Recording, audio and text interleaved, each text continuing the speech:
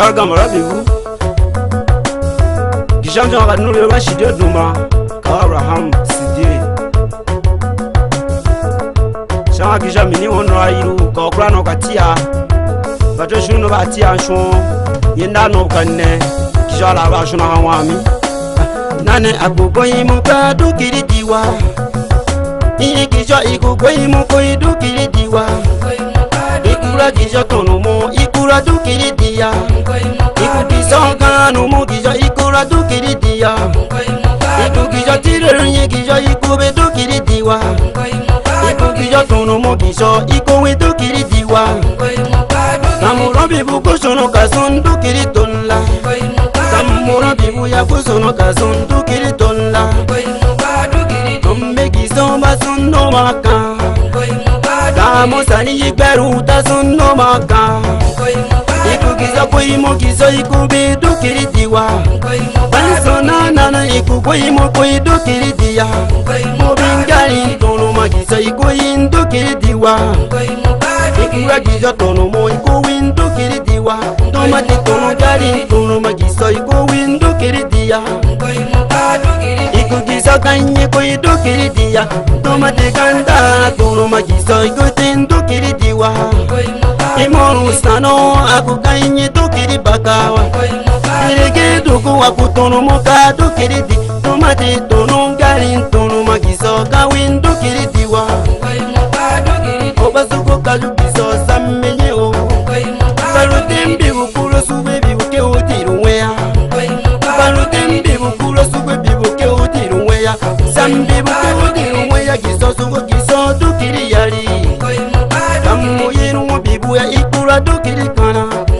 Kasila giza amando marukeyo Ikida isano amando marukeyo Basira Nemu basira ando marukola Neya ibakekiyo ando marukola Isa udugo gizo ide santo marukola Imo udugo isanto marukeyo Nane gizo ikutono moko idukiri diwa Tono gari tono magizo iku windukiri diwa Ikutire ikute dukiri diwa Numate tire nungai tono magizo ikute ndukiri diya Kamoro kusono kasun dukiri tola Kamoro bibu kuru senyimbe tomaru bora Lama tusun tuwan tomaru keyo Nenture man tomaru keyo lama tu Awa uture ngaman tomaru keyo sun tuwa Alali sona ma tomaru keyo kiyo Alali sona ngaman tomaru keyo kiyo Bela la fiya la gizo iman tomaru keyo Mianga shan mala idrisho Ara tushuma de ntasho Komri de niki Okiaji de tema Ganu de bashidio duma Abraham se Paraku Yawan shidio no dubeya Kawe hawa ya freedom Katnama shalik beru Ara freedom wi bela muku yariwa Kisha kutomo duya kumagaye dukriwa Kujo kashun dukri tola Yena kongi yanto marubo Takwe suno si yena kongi yanto marubora Kizo ngakura kanye kizo dukiri yanundiwa Kandaru tanundema kizo katen dukiri diwa Kamuro bibu imanto marukeyo Aburu sano anto marubora Kila isi sano wakukiru muka dukiri diwa Itinga intuma kizo katen dukiri diya Seru bata seko ambeso suwa Akura gizo yirumo gizo katendo kiridia Itingari me tuluma gizo katendo kiridia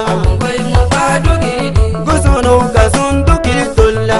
Izu tabu sabu wa giza manto marukeyo Arafiyara isi uwa manto marukeyo yari